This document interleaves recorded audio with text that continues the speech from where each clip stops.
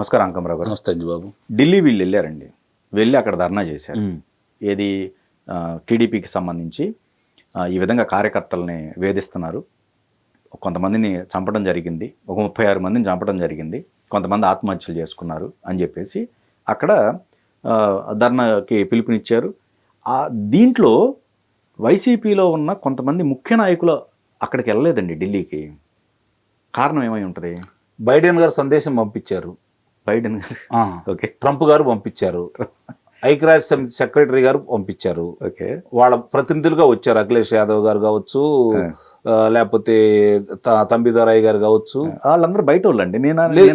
వాళ్ళ ప్రతినిధులుగా వచ్చారు. వీళ్ళతో పనే ఉంది.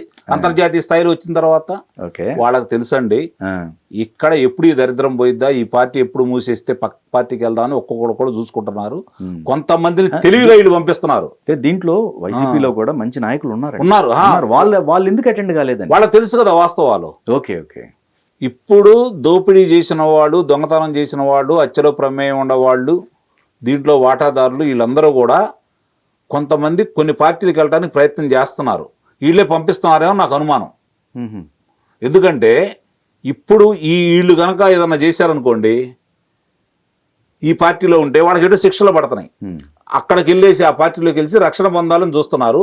ఆ పార్టీలోకి వెళ్ళి మళ్ళీ వీళ్ళే అడదడి సృష్టించి, వీళ్ళే గొడవలు చేసేసి, వీళ్ళే హత్యలు చేసేసి చూసారా వైసీపీ కార్యకర్తలని. ఇప్పుడు నిన్న వినుకొండలో జరిగింది ఏంటి?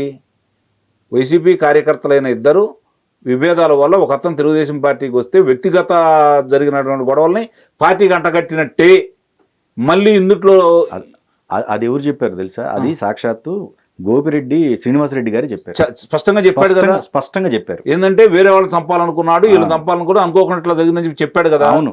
రేపొద్దును కూడా వీళ్ళందరిని అలా పంపించేసి ఈ గొడవలను ఇలా కొనసాగించాలని నా అనుమానం. ఏంటంటే అంజిబాబు గారు, మామూలుగా సహజంగానే ఇంతవరకు కూడా వైఎస్ఆర్సీపీ పార్టీకి సంబంధించిన ఏదైనా జరుగుతుంది అనుకుంటే, ఇలాంటి విపత్తులు ఏదైనా వస్తున్నాయి అనుకున్నప్పుడు ముందుగానే వాళ్ళే బయట ప్రపంచానికి తెలియజేసేవాళ్ళు.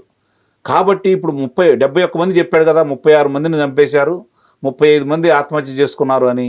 అంటే ఇప్పుడు ఒకళ్ళు, మిగిలిన వాళ్ళు 70 మంది ఎక్కడ అనేది ఆలోచిస్తున్నారు కదా. ఆ 70 మందిని వీళ్ళే చంపేసి రేపు పొద్దున తెలుగుదేశం పార్టీ చేశారని చెప్పడం కోసం వాళ్ళ మనుషుల్ని వేరే వేరే పార్టీలో పంపిస్తున్నారేమో నాకు గట్టి నమ్మకం అండి. ఓకే, గతంలో జరిగింది, ఇప్పుడు కూడా అదే జరుగుతుంది. ఎందుకంటే వాళ్ళు వచ్చి ఏ విధంగా తెలుగుదేశం పార్టీలో ఉండి తర్వాత అటు వెళ్ళి ఇక్కడ ఉన్న సమాచారం ఏ విధంగా అందించేసి చేశారో ఆ విధంగా చేయటం కోసం వాళ్ళని బలవంతంగా పంపిస్తున్నారేమో.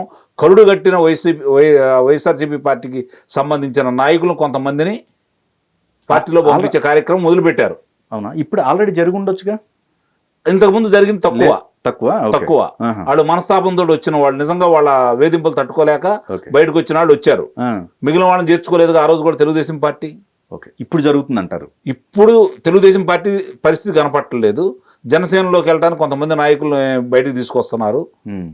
వాళ్ళు ఈ రోజుకి వచ్చే కార్యక్రమం చేయబోతున్నారు. ఓకే, ఈ రూట్ క్లోజ్ అయిందని జనసేన నుంచి వద్దామని. Okay okay. లేదంటే భారతీయ జనతా పార్టీకి వెళ్ళి వద్దామని. ఓకే.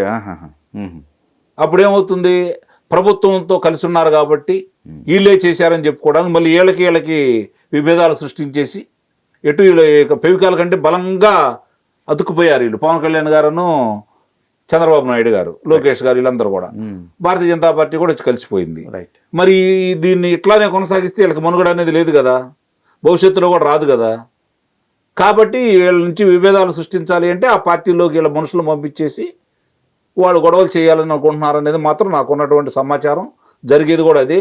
వీళ్ళు జాగరూకతతోటి అలాంటి వ్యక్తుల్ని పార్టీలో చేర్చుకోకుండా ఉంటే వాళ్ళ ఆ తప్పులను రేపు పొద్దున ఎండగట్టేసి శిక్షలు పడితే ప్రజాస్వామ్యం ఆంధ్ర రాష్ట్రంలో మనుగడ సాగిస్తుందని అయితే నా అభిప్రాయం.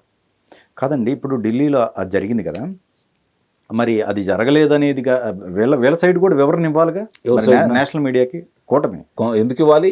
అక్కడ నేషనల్ మా జాతీయ స్థాయి వాళ్ళు ఒక ప్రశ్న అడిగింది కదా మహిళ, మీరు ఒక్కళ్ళ గురించి చెబుతున్నారు, మిగిలిన 35 మంది ఏ ప్రాంతాల్లో చనిపోయారు వాడి పేర్లు ఇవ్వండి, మేము ప్రచురిస్తామని అడిగితే సమాధానం ఏముంది?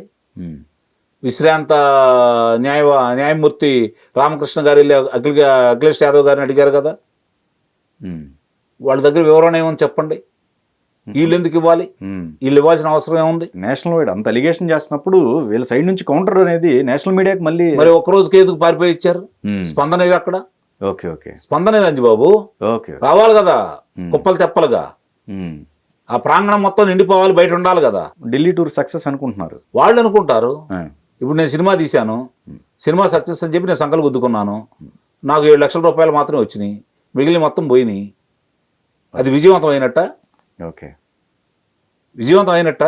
అదే నా గురించి మీరు చెప్తే మీ దాంట్లో చూసారా ఈ సినిమా ఇంత, ఈ చిత్రం ఇంత విజయవంతమైంది అని చెప్పి మీరు చెబితే కదా విజయవంతం అయినట్టు లెక్క. నాకు నేను సొంత డబ్బా కొట్టుకుంటే ఎట్లా? ఓకే ఇది కూడా అంతే కదా. ఓకే ఓకే ఇది ఒక నాటకీయ పరిణామాలతోటి, ఎందుకంటే ఒక పార్టీ మనుగడ సాగించాలంటే దానికి ఒక సిద్ధాంతం కావాలి, బలమైనటువంటి శ్రేణులు కావాలి, నడిపించే నాయకులు కావాలి.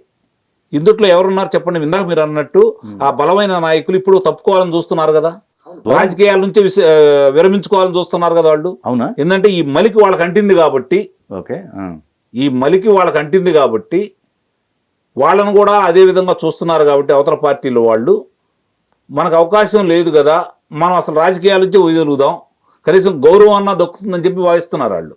ఎందుకు? కాంగ్రెస్ ఉందిగా, ఏది కాంగ్రెస్ ఒకటి ఉందిగా, వాళ్ళకి ఆప్షన్ ఉందిగా కాంగ్రెస్ అనేది. కొంతమంది వెళ్తారు, కొంతమంది వెళ్తారు, అనుమానమేం లేదు. ఓకే మిగిలిన వాళ్ళు అసలు మనకు వద్దులే ఈ రాజకీయం అనుకునే వాళ్ళు కూడా ఉన్నారు.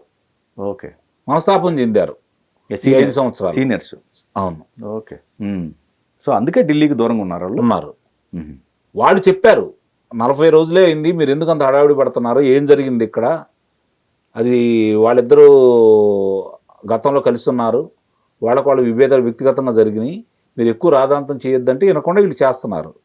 ఇంకోటండి, ఇక్కడ ఎన్డీఏ ప్రభుత్వానికి వ్యతిరేకంగా ఒక సంకేతం అనుకోవచ్చు అక్కడ ఢిల్లీకి సంబంధించింది. ఎందుకంటే అఖిలేష్ గారు రావటం అనేది, మరి దాన్ని ఎలా చూడొచ్చు వాళ్ళు? మామూలుగా ఎట్లా ఉంటుందంటే, నేను ఏదన్నా దాచిపెట్టాలనుకొని గొయ్యి తీసాను అనుకోండి, చిన్నగా తీసుకొని పెడదాం అనుకుంటా, ఇంకోళ్ళు వచ్చి కాదురా పారతోడు తీసి పోడ్చమంటారు. ఇప్పుడు వైఎస్ఆర్సీపీ పార్టీని జగన్మోహన్ రెడ్డి గారు పెద్ద మామూలుగా ప్రొక్లైనర్లతోటి ఒక 100 అడుగులు గోతి తీసి మళ్ళీ లేకుండా ఆయనే చేస్తున్నాడు. ఇది ఎవరు చేయాల్సిన పని కూడా ఏం కాదు. మన ఢిల్లీకి సంబంధం అంతేనా? అంతే. ఓకే. ఈయన సత్తా ఏంటో, ఈయన దగ్గర జనాభా ఉండండి. ఇప్పుడు 175 మంది శాసనసభ్యులకు పోటీ చేశారు. ఇప్పుడు ఇండియా సపోర్ట్ ఇచ్చింది అనుకోండి, ఆయనకి సపోర్ట్ వచ్చింది అనుకోండి అటు సైడ్ నుంచి, సేఫ్ లో ఉన్నట్టేనా? ఇండియా కూటమి గనక ఇతనికి మద్దతు తెలిపితే, ఇప్పుడు కూటమి కొంచెం పుంజుకుంది. 52 స్థానాల నుంచి, ప్రతిపక్ష హోదా లేని స్థానం నుంచి 99 స్థానాలకి మొన్న వచ్చిన వ్యక్తితోటి 100 స్థానాల్లో వాళ్ళు కూర్చొని ఉన్నారు. రేపొద్దున ఈయనతోటి కలిశారు అంటే నిస్సందేహంగా ఆ మూడిట్లోంచి ఒక అంకి పోయింది. ఓకే.